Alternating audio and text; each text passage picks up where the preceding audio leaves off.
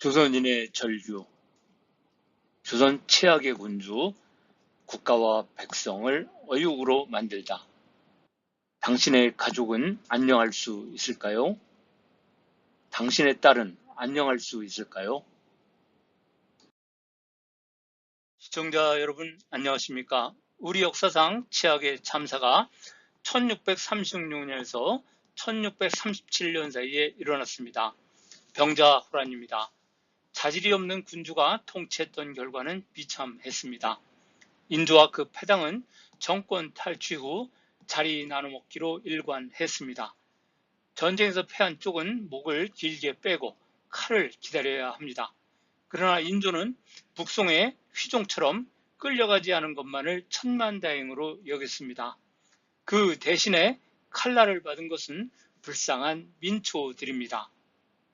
강화도에서는 9일 동안 만주 흡혈귀들의 광란 파티가 벌어집니다. 만주인들의 파티 장소는 중국으로 옮겨갑니다. 8년 후 중국 양자강 하류의 양주 강음 가정에서는 만주의 흡혈귀들이 대규모 학살 파티를 벌였습니다. 그들은 인간의 탈을 쓴 악마였습니다. 사면이 바다인 강화도, 견관성벽을 가진 양주의 공통점은 점령되는 순간 도망갈 수 없는 옥타곤으로 변해버린다는 사실입니다. 피해 굶주린 만주족. 만주족이 강화도에서 한 일을 믿지 못하겠다면 양주 11개 몇 대목을 보시기 바랍니다. 오랑캐를 우리와 같은 민족이라고 하는 사람들이 간혹 있던데요. 1644년 5월 숭정제의 당형인 주유송이 남경에서 망명조건인 남명을 수립했고, 병부상서 사가법은 양자강 북쪽 양주에 주둔하며 청군을 방어했습니다. 순치 2년 1645년 청군은 강남에서 양주, 가정, 강음에서 대도사를 일으켰습니다. 청군대장 예왕 도도는 투항을 권유하는 서신을 5차례 보냈으나 사가법은 거절했습니다. 이자는 조선 침략 때 광규산 전투에 참여했던 자입니다. 도도는 사가법의 투항 거부에 대한 보복으로 1645년 4월 25일부터 5월 5일까지 10일간 양주성에서 약 80만 명을 도륙했습니다. 그 이야기가 유명한 양주 11기에 기록되어 있는데, 양주성의 만행을 보면 한성에서의 약탈 상황이 그려집니다. 장면 1. 3명의 만주 병사가 수십 명을 개나 양을 몰듯이 하는데, 조금이라도 전진하지 않으면 매질을 하거나 즉시 해쳤다. 부녀자들의 목을 긴 줄로 묶었는데 구슬을 줄줄이 꿰는 것 같다. 여자들은 전족이라 걷지를 못해 계속 쓰러져 온몸이 진흙투성이었다. 땅바닥에는 영아들이 가득한데 말발굽에 짓밟히고 혹은 사람의 발에 깔려 간과 뇌가 땅바닥에 깨지고 우는 소리가 들에 가득 찼다. 행렬이 지나가는 도랑, 연못에 쌓여있는 시신은 손과 발을 서로 베고 누워 있었다. 장면 2. 핏물이 물에 흘러들어 푸른 빛과 붉은 빛이 오색으로 변했고 연못은 그로 인해 평평해졌다. 장면 3. 세 병졸은 여러 부녀자들에게 젖은 옷을 홀랑 벗게 명했다. 겉옷부터 속옷까지, 머리부터 발꿈치까지 몽땅 벗으라고 했다. 그리고 옷을 만드는 부인에게 명하기를 그 부녀자들의 키와 몸매에 맞는 새 옷으로 갈아입히라고 했다. 부녀자들은 압박을 이기지 못하고 완전 나체가 되어 가릴 수 없었다. 부끄러워 죽고 싶어 하던 모양은 말로 표현할 수 없었다. 옷을 갈아입히자 그들은 여자를 껴안고 술과 고기를 먹으며 하지 않는 짓이 없으니 염치라는 것이 없었다. 장면 4. 그때 한 병졸이 어떤 부인을 끼고 들어와 곧장 이 침대에 눕히려 했다. 부인은 말을 듣지 않았으나 강제로 당하고 말았다. 장면 5. 한 홍이 소년이 긴 칼을 들고 내가 있는 곳으로 곧장 다가와 칼날을 들이댔다. 금을 바치니 다시 내 아내를 요구했다. 아내는 그때 임신 9개월로 땅에 엎드려 죽어도 일어나려 하지 않았다. 나는 속여 말했다. 내 아내는 만삭입니다. 어제 지붕에 올라갔다 떨어져 유산을 하여 결코 그것을 할 수 없는데 어떻게 일어날 수가 있겠습니까? 그 붉은 옷을 입은 자는 믿지를 않았다. 할 수 없이 배를 헤쳐 보여줘 증명하고 또 앞서 피를 발라둔 바지를 보여주니 그제서야 포기했다. 그리고 어떤 젊은 부인과 젖먹이 딸과 작은 사내를 붙잡았다. 그때 사내가 어머니에게 밥을 달라고 칭얼대자 화가 난 병졸은 밀어버렸다. 그리고는 그 부인과 딸을 끌고 갔다. 이처럼 1645년 중구의 양주는 지옥 그 자체였습니다. 양주의 악귀 가운데는 8년 전 조선을 침략했던 자도 있었습니다. 한 청나라 병사는 이렇게 말합니다. 우리들이 고려, 즉 조선을 정벌할 때 부녀자 수만 명을 노략했으나 전례를 이룬 사람이 하나도 없었다. 이 말은 조선의 여인들이 모두 자결했다는 이야기가 아닙니까? 청나라 병사들도 수많은 조선 여인들의 자살에 놀랐던 것이 분명합니다. 이제 1637년 청나라 병사들이 강화도와 한양도성을 유린한 상황을 보도록 하겠습니다. 지옥으로 변한 강화도, 청군의 두 척의 도해선이 염화수로를 건너 진해루를 와해시킨 후 강화도는 지옥으로 변했습니다. 청태종실록에는 이때 왕비 1명, 왕자 2명, 각신 1명, 신랑 1명을 사로잡았다고 기록했는데 이때 잡힌 사람이 세자빈, 왕손, 복림대군, 후일의 효종, 임평대군입니다. 그 피해 상황은 승정원 일기 인조 15년 2월 16일조에 보입니다. 호조참의 신계영은 2월 5일 강화도에 급파되었다가 돌아왔습니다. 인조와 신계영의 대화를 만들기 위해 인조의 모습을 복원해 보았습니다. 왼쪽은 인조에 붙인 원종, 정원군의 추정하인데 이에 근거해 퍼플렉시티 AI가 복원한 인조의 어진 오른쪽입니다. 유전적으로 아버지의 모습을 좀 닮았겠지요. 원종의 어진과 조선왕실의 외모 유전 경향을 고려할 때 인조는 둥근 얼굴형의 동양적인 작은 눈, 작은 입술 등의 모습으로 추정해 볼 수 있습니다.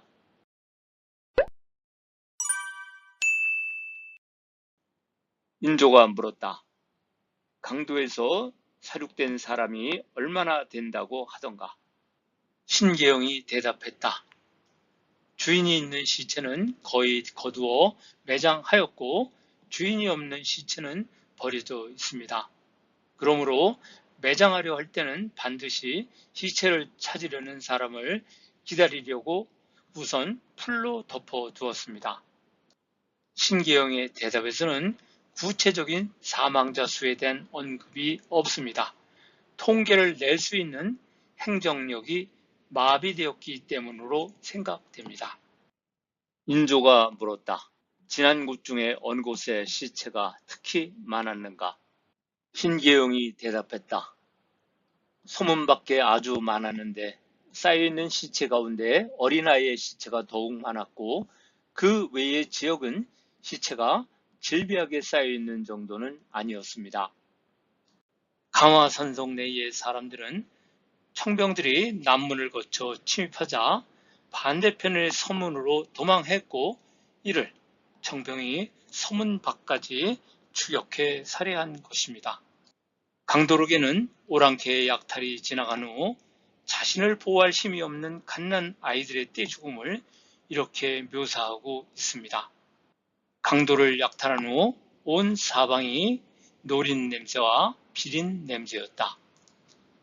타다 남은 깐부기 불 사이로 많은 어린애들이 있었는데 혹은 한두 살 된 아이도 있었고 서너 살 된 아이도 있었다.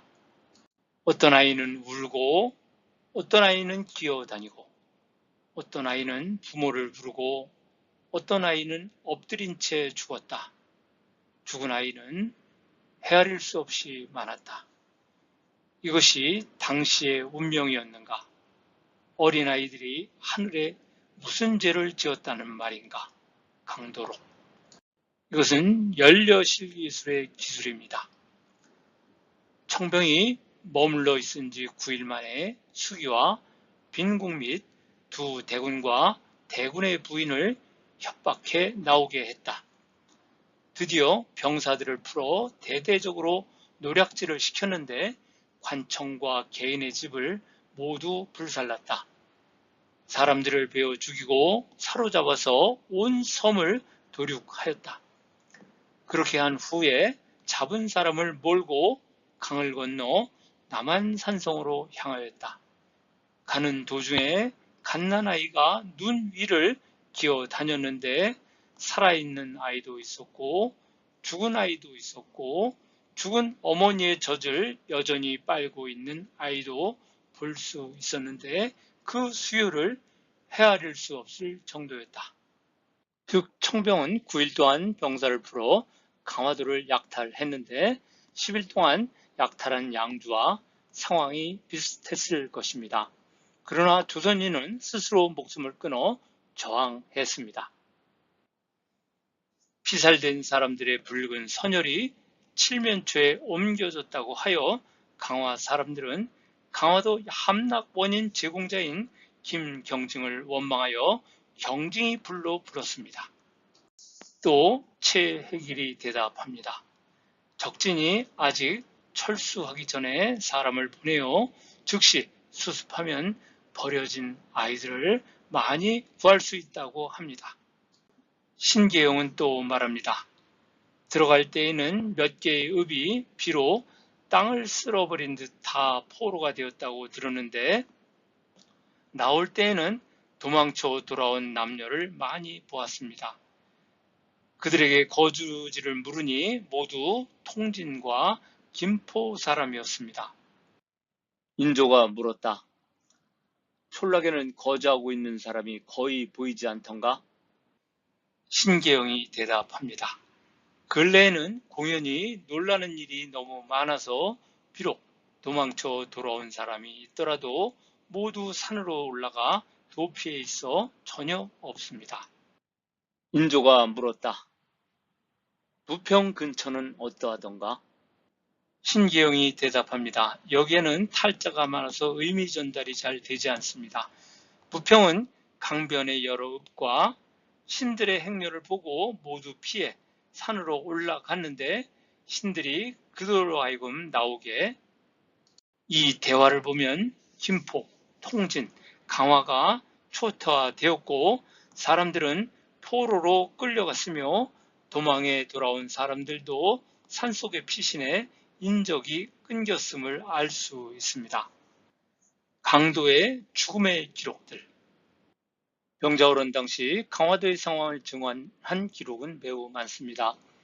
남급의 강도록, 남한갑의 병자록, 이영상의 강도지, 정량의 강도 피화 기사 등등. 이 가운데 남한갑의 병자록은 10여 종 이상의 판본이 전할 정도로 널리 읽혔습니다. 이 영상을 보시는 분들께 일독을 권해드립니다. 남한갑의 병자록에는 자결한 사대부 및 그 부인들의 이름이 있으나 자세한 내용은 전하지 않습니다. 이에 반해 이금익의 연려실기술에는 가와도에 있던 사람들이 어떻게 죽어갔는지 조금 더 상세하게 기술하고 있습니다. 이돈호의 아내 김씨는 만이산 남쪽에서 병난을 피해 있다가 시어머니 이씨, 동서 이씨와 같이 모두 스스로 목을 찔렀는데 김씨는 즉사하고 이씨와 동서는 피가 흘러 옷에 가득하니 적병이 버리고 갔다. 돈호는 군기 낭청으로서 성 안에 있다가 또한 피살되었다. 헌납 홍명일의 아내 이씨는 배를 타고 피난을 가려고 하는데 적병이 이미 가까워오자 시어머니 황씨가 스스로 목을 찔러 쓰러졌고 곁에 있던 이씨는 남편의 생질 박세상의 저 나씨와 서로 껴안고 물에 뛰어들어 죽었다. 그 두 아들 자이와 자동은 나이 겨우 6, 7세였는데 서로 따라 바다에 빠져 죽었다. 아울러 정려하였다. 황씨는 구해주는 사람이 있어서 죽지 않았다. 강화지. 강도록에는 이씨가 먼저 두 아들을 물에 던지고 스스로 떨어져 죽었다고 했다. 이정규의 아내 건씨, 여의증의 아내 한씨, 김반의 아내 서씨, 이소안의 아내 모씨, 한흥일의 아내 모씨, 한준경의 첩 모씨 모자, 이호민의 첩 모씨가 모두 자결하였다. 그때 경진과 장신의 어머니가 모두 성 안에 있었는데 두 사람이 모두 자기 어머니를 돌아보지 않고 달아나 그 어머니가 마침내 적중해서 죽었다. 경징의 아들 진표는 그 아내를 다그쳐 자진하게 하고 그 할머니와 어머니에게 말하기를 적병이 이미 성 가까이 왔으니 죽지 않으면 욕을 볼 것입니다 하니 두 부인이 이어서 자결하고 일가 친척의 부인으로서 같이 있던 자들도 모두 죽었는데 진표는 홀로 죽지 않았다. 장신의 어머니 모씨 역시 죽었다. 처음에 청나라 병사가 강을 건너는 날을 당하여 내관이 복림대군에게 고하기를 장 판서의 대부인이 이곳에 있으니 어찌해야 합니까 하니 대군이 말하기를 장신이 어머니를 모시지 않았는데 나 역시 어찌하겠는가 하였다.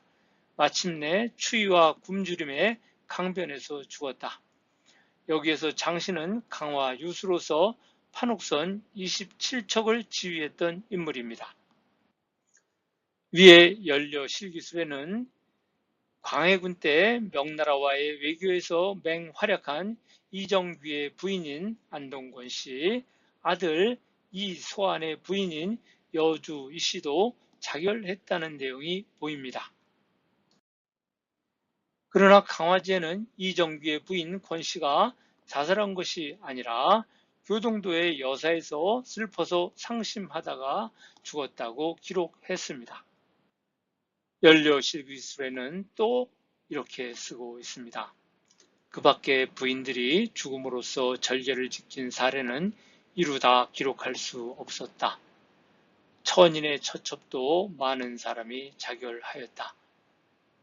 적에게 사로잡혀 적진에 이르러 욕을 보지 않으려 죽은 사람, 도주하여 바위나 숲속에 숨었다가 적군에 쫓겨 물에 추락해 죽은 사람은 그 숫자를 모를 정도였다. 사람들이 전하기를 여인들의 머리 수건이 바다에 떠 있는 것이 마치 연못이 낙엽이 바람을 따라 떠다니는 것 같다고 하였다. 이러한 연려실 기술 등의 기록은 강남의 양주성을 도륙하던 만주 병사의 이야기가 사실무근이 아니었음을 말해 줍니다. 여인들의 자살 이유는 강도 몽유록에 나타나 있습니다. 조선의 사대부 남성들은 참으로 무능했습니다. 강도 몽유록에서는 승려, 부녀자와 같은 소외된 계층의 입을 통해 민족적 자존심에 깊은 상처를 낸 병자호란 당시 지배층의 실정을 비판하고 있습니다. 절사, 절개를 지키기 위해서 죽는 것, 성리학이 무엇이길래?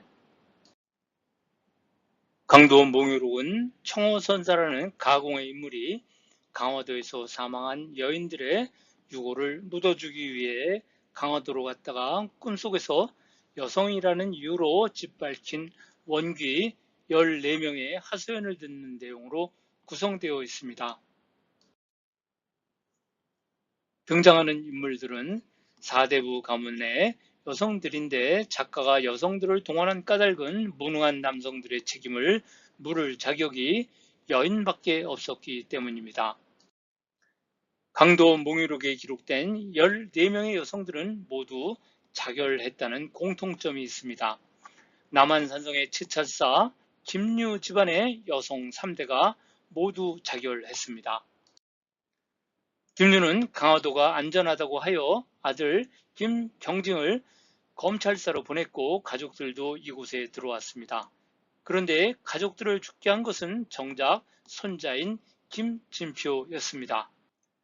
김진표는 욕을 보지 않기 위해 자기 아내 박씨를 강박하여 자진하게 했고 할머니 김류의 아내와 어머니 김경징의 아내에게도 자결할 것을 종용했습니다. 강도 몽유록의 14명의 여인들은 절개를 지키기 위해 죽음으로 저항하는 것에 자부심을 가졌던 성리학 윤리의 수행자들이었습니다. 10번째 여인은 이렇게 이야기합니다. 나는 그때 많이 산 바위 속에 숨었지요. 그러나 바위골이 깊지 못해 곧 적에게 발각됐어요. 사람이 의를 버리고 살게만 급급함은 차라리 한 번 죽느니만 못합니다. 절벽에 투신하여 백골이 진토가 되었으니 이것은 마음으로 남아 만족스러운 처사였습니다. 조금도 한이 되는 바 없습니다. 14번째 여인의 이야기입니다. 첩은 기생이라 노래와 춤이 널리 이름났습니다. 혼자 곰곰이 생각해보니 사람에게 귀한 것은 정절입니다. 그 절의의 높으심과 정열의 아름다움은 하늘도 감동하고 사람마다 탐복치 않을 사람이 없겠습니다. 몸은 비록 죽었지만 죽은 것이 아닙니다. 강도가 함락되고 남한선성이 위태로워 상감마마의 욕대심과 국치가 임박하였지만 충신들의 절의는 만에 하나도 없었습니다. 다만 부녀자만이 정절이 늠름하였으니 이는 참으로 영광스러운 죽음이옵니다. 그런데 왜 그리 서러워 하십니까? 이러한 성리학의 윤리야말로 강화도에서 그렇게 많은 순절자가 나온 이유를 설명해 줍니다. 성리학, 그게 무엇이길래? 북송시대 이학자 정이는 굶어 죽게 된 과부의 재혼이 허락되는가 하는 질문에 대해 그것은 절조를 잃는 행위이므로 허락될 수 없다. 굶어 죽는 일은 극히 사소하고 절조를 잃는 일은 극히 크다고 답하고 있습니다. 정의의 이런 생각은 주자에게 그대로 승계되었습니다. 주자학에서는 천리와 인간 욕구, 즉 욕정이 대립할 때 인간의 욕구, 욕정은 기이기 때문에 리의 지배하에 두어야 한다고 주장합니다. 이 때문에 조선에서도 정부는 두 남편을 섬기지 않는 세풍이 유행했습니다. 병자호란 시 조선의 여인들도 철저한 성리학의 탈레반이었던 것입니다. 조선시대의 사대부들은 여필종일이종, 일려, 불사, 이부, 즉 남편을 위한 정절을 여성의 최고 덕목으로 강조했습니다. 여필종일이종은 여자는 한 남편을 따르다가 죽는다는 뜻이고 일려, 불사, 이부는 한 여자는 두 남편을 섬기지 않는다는 뜻입니다. 외란과 호란 때 수많은 여성들이 자결한 것은 바로 성리학이 조선인의 뇌리를 점령한 때문이었습니다. 한양에도 참혹한 죽음들이, 인조실록에는 인조가 남한산성에서 수도로 돌아온 직후인 2월 1일의 모습을 이렇게 기록하고 있습니다. 2월 1일. 이때 몽고 사람들이 그대로 성중에 있었다. 백관들은 모두 대궐 안에 들어가 있었는데 여염, 민가의 대부분 불타고 넘어져 죽은 시체가 길거리에 이리저리 널려 있었다.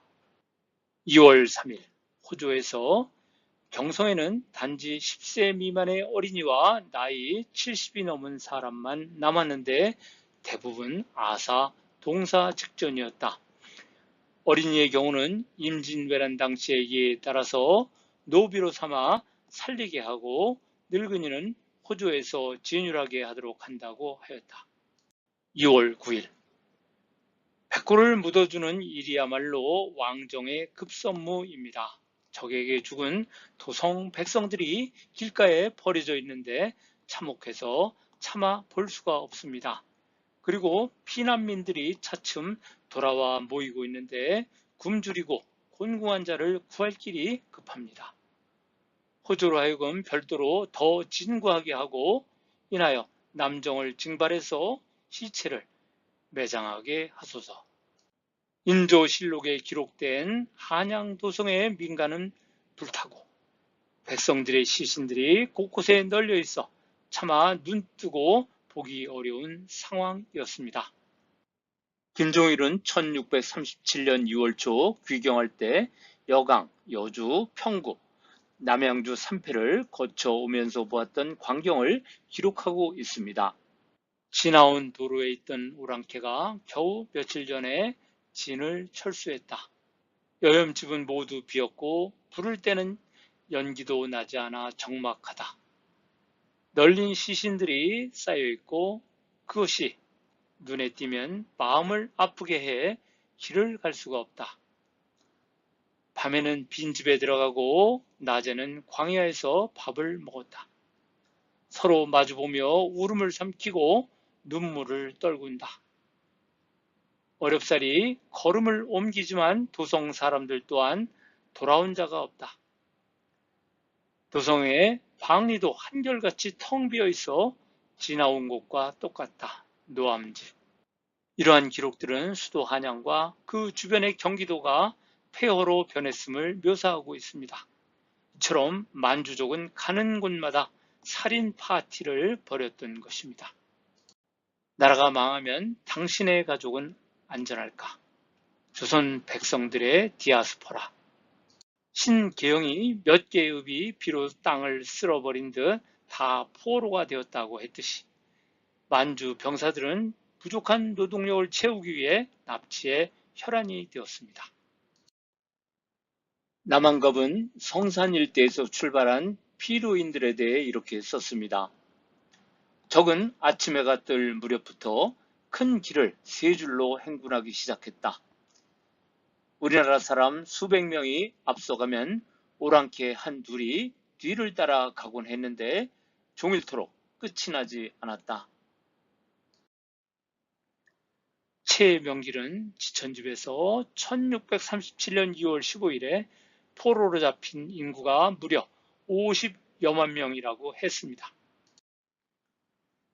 남한갑은 병자록의 뒷날 심양의 인구가 60만인데 이 수에 몽고가 끌고 간 포로는 들어있지 않다고 하니 끌려간 사람이 얼마나 많았던가를 알 수 있다고 썼습니다.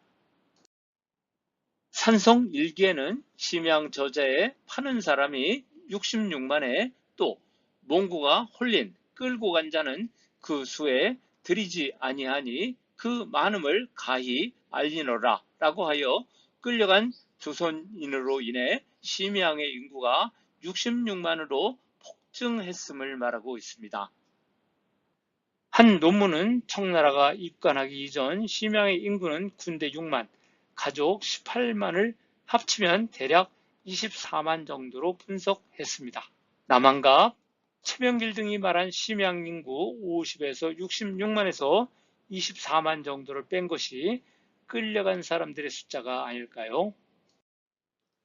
권태환, 신용화의 조선 왕조 시대 인구 추정에 관한 일시론이라는 논문에 의하면 병자호란 직후인 1639년에 조선의 인구는 1066만 정도였습니다. 필요인이 50만에서 60만 명이라면 조선 인구의 4.7에서 5.6%에 해당하고 26만에서 42만 명이라면 2.4에서 3.9%에 해당합니다. 웃기는 것은 인구 1천만이 100만에게 처절하게 깨진 것입니다. 명나라는 1억이 넘는 인구로 깨졌으니 더 한심한 것입니다. 인구가 10배이면 무엇합니까? 훈련받지 못한 조선의 군대는 싸울 역량이 되지 않았습니다. 지배층의 무능 때문이었습니다. 소현세자 부부, 복림대군 부부, 시비 10명을 포함한 피로인 대열은 성산동 일대에서 출발해 창릉 방향으로 돌아올 기약 없는 길을 떠났습니다. 도르곤의 진영이 있던 성산 일대에서 창릉, 제8대 예종의 무덤이 있는 창릉을 거쳐 만주로 떠나는 것이었습니다. 인조는 창릉까지 와서 소현세자를 전송했습니다. 조선의 군주 가운데 무능한 면에서는 둘째에 가라면 서러울 사람이 인조였습니다. 반란으로 정권을 차지한 인조는 난국을 이끌고 나가기엔 능력이 모자랐고 의지도 박약했으며 반란 동지들인 김유, 김자점 등에게 권력의 유직을 나눠 주었으나 이들은 한결같이 무능하여 삼전도의 굴욕을 초래했습니다. 인조는 도르곤에게 소현세자 등이 노숙으로 병이 생겼으니 가는 동안에 온돌방에서 잠을 재워달라고 간청했습니다.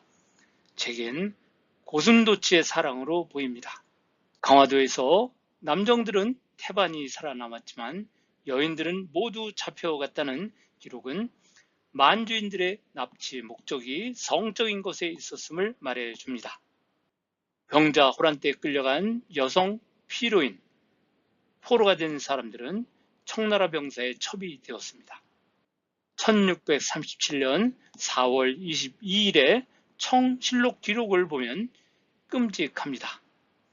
이글거리는 질투심에 청군의 본처들은 끌려온 조선의 여인들에게 끓는 물을 뿌리거나 혹형을 가했습니다. 나라가 보호해줄 능력이 없는데 인권? 무슨 개뼈다구 같은 소리입니까? 청태종은 이부와 예친왕 도르곤에게 하명해 조선에서 데려온 여성들에게 만행을 할 경우 남편이 죽었을 때 순사시키겠다는 법령을 만들라고 했습니다. 끌려간 여성들의 일부는 속전을 내고 속환되었지만 환양녀로 냉대를 받았습니다.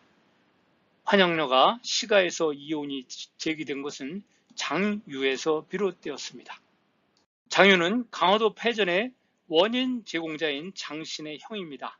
그는 며느리가 속환되었는데 아들이 이혼하고 새로 장가 들도록 허락해달라고 주장했습니다. 최명길은 환양녀들을 용서하고 그들의 혼인관계를 유지해야 한다고 주장했지만 이는 당시 사회적 분위기와 맞지 않아 큰 비판을 받았습니다. 사관은 이렇게 썼습니다. 100년 동안 내려온 나라의 풍속을 무너뜨리고 사만을 들어 오랑캐로 만든 자는 명길이다. 통분함을 금할 수 있겠는가? 사관은 성리학의 탈레반입니다.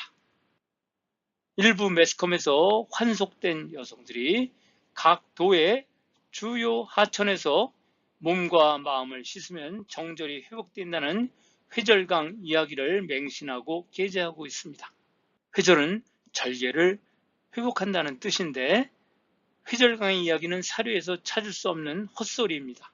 그럼 누가 지어냈냐? 이 회절강의 설화는 춘원 이광수의 나이 고백, 홍제원 목욕에 등장합니다. 심양에 잡혀갔다가 돌아오는 여자들은 홍제원, 홍제천에서 모조리 목욕을 하고서 서울에 들어오라는 것이다.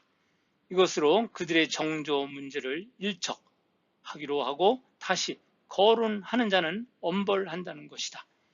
이리하여서 수백의 아내와 딸들이 누명을 벗고 다시 아내가 되고 어머니가 된 것이다. 이광수는 홍제원 목욕이라는 이야기를 만들어 친일파도 새로운 사회의 일원으로 받아들여야 한다고 주장했고 그 후 회절강이 있었던 사실처럼 굳어버린 것입니다. 속환에 선택받지 못한 수많은 조선인들은 이국 땅에서 계속 살아야 했습니다. 1780년은 연암 박지원이 연행사절의 일원으로 떠난 해입니다. 그때는 병자호란이 끝난 지 143년이 흐른 시점인데, 즉 5세대가 흘렀습니다. 연암은 놀랍게도 디아스포라의 현장을 목격했습니다. 디아스포라는 원래 유대인이 팔레스타인을 떠나 세계 곳곳에 흩어져 살면서도 유대교의 관습과 규범을 유지하는 것을 의미하는 단어였습니다. 현재는 특정 민족이 자의적이든 타의적이든 고향을 떠나 다른 지역으로 이동하여 집단을 형성하는 것을 혹은 그러한 집단을 통칭하는 말로 사용됩니다. 그날은 1780년 갑진일 7월 28일이었고 북경 근처의 풍륜에서 고려보라는 촌락을 발견했습니다. 지금의 당산시 풍륜구입니다. 고려보에 도달해 보니 모두 지붕을 이형으로 엮은 초가집들이라 무척이나 초라한 느낌이 들었다. 묻지 않고도 이곳이 고려보임을 알아차릴 수 있었다. 병자호란 발발 이듬해인 정충년 1637년에 포로로 끌려온 이들이 마을을 이룬 것이다. 중국 동쪽편 천여리에 논은 없는데 이곳에서만은 논이 있다. 떡과 엿 등이 초성과 흡사했다.